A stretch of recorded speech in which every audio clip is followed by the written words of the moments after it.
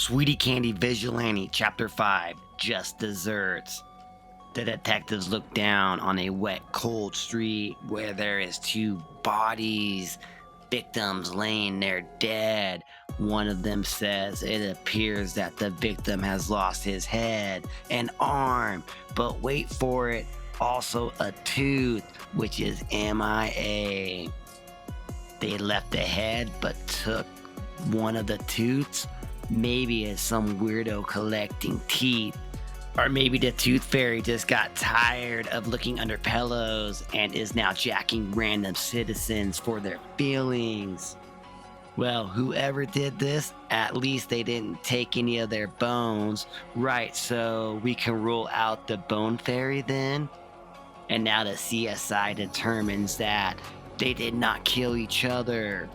The headless guy didn't kill the female victim because based on the fact that she weighs about 12 ounces soaking wet, chances are very good that the deep lacerations that caused our male victim's body to become separated from his was done by a very strong individual. Well, could a machete or another sharp weapon been used? Whatever was used was a real instant problem solver. I've never seen a wound this clean. Stealth slice, no tearing of the arteries, vessels, muscles, or bone. Only traces, amounts of this gooey, dark, pinkish red stuff on the body. All of my years, I've never seen anything like this. The female victim is a textbook gunshot, but this one here is something totally different, and it's definitely not a shark attack. It wasn't a boating accident, and I'm guessing the line of work that these two were in was not at all credible.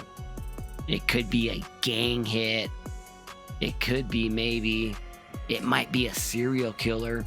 Whoever did this took trophies, or they left us a calling card.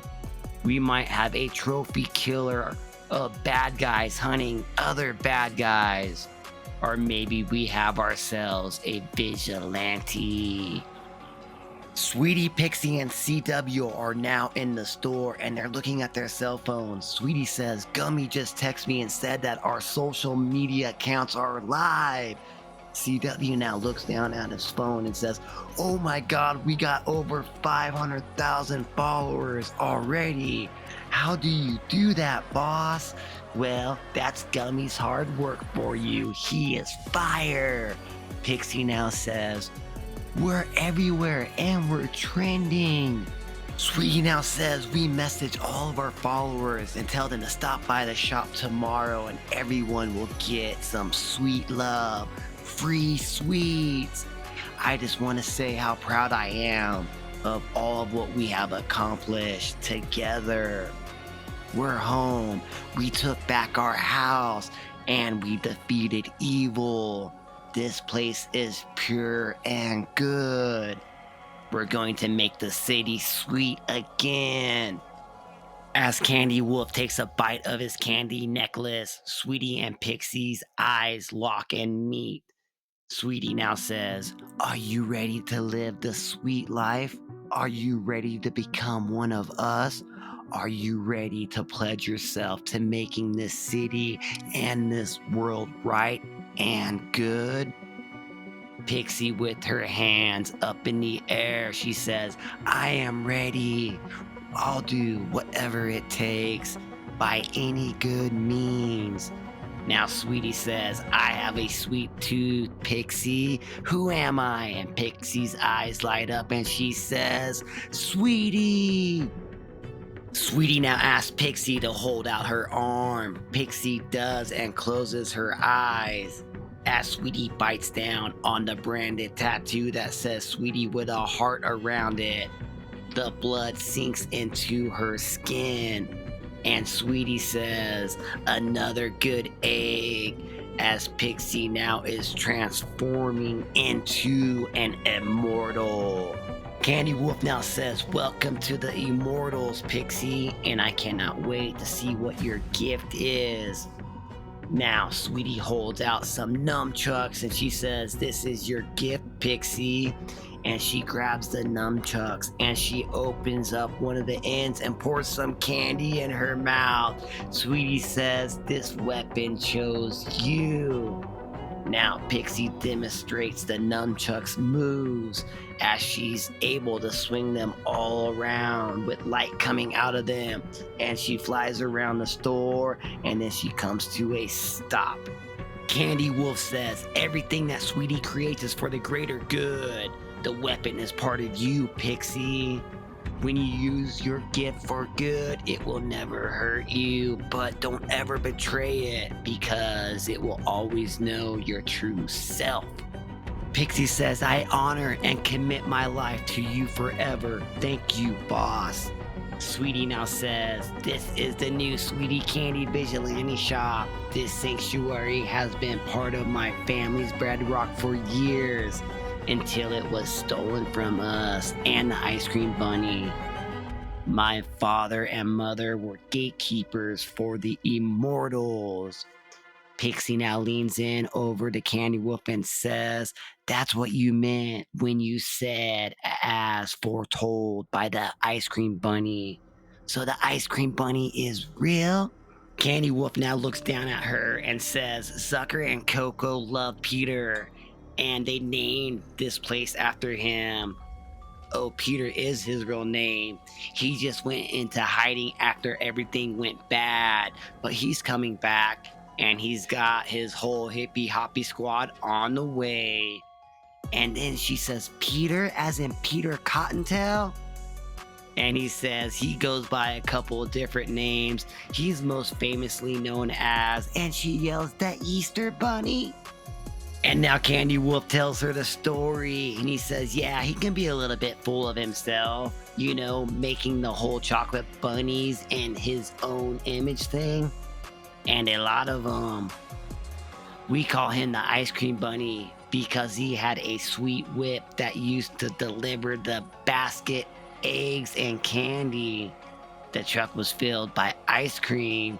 And she says, "Any particular flavor?" He said no, whichever he was in the mood for.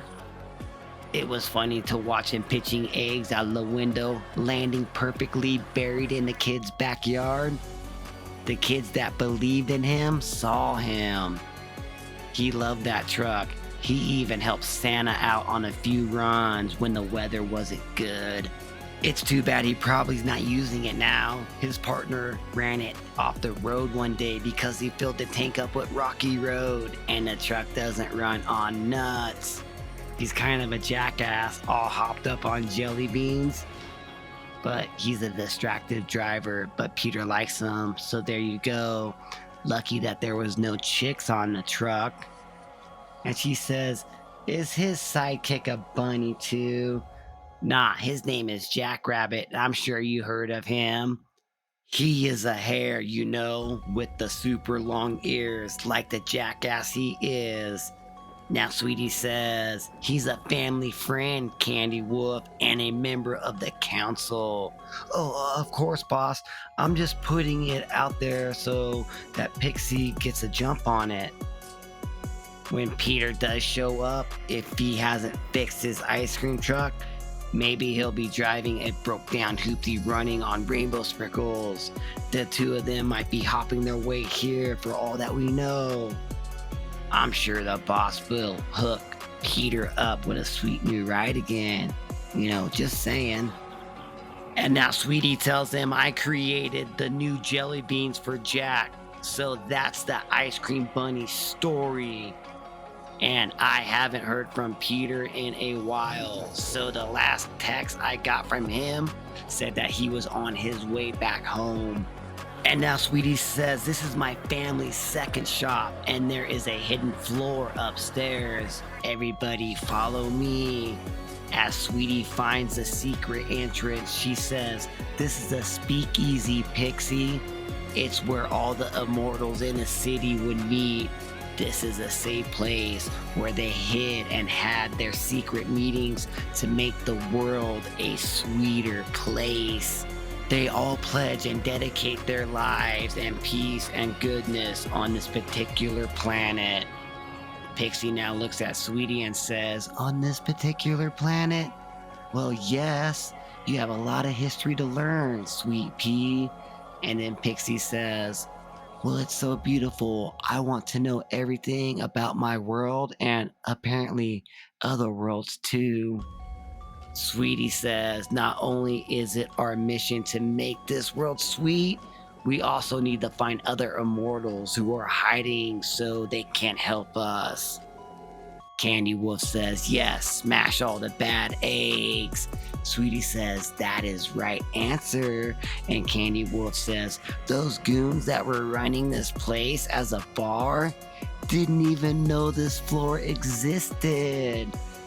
And Pixie says, "I worked for Scarby because he threatened me. He was going to kill my mother if I didn't." And Sweetie now jumps in and says, "There are no bad in you anymore. The man that you were working for stole the ice cream bunny from my family.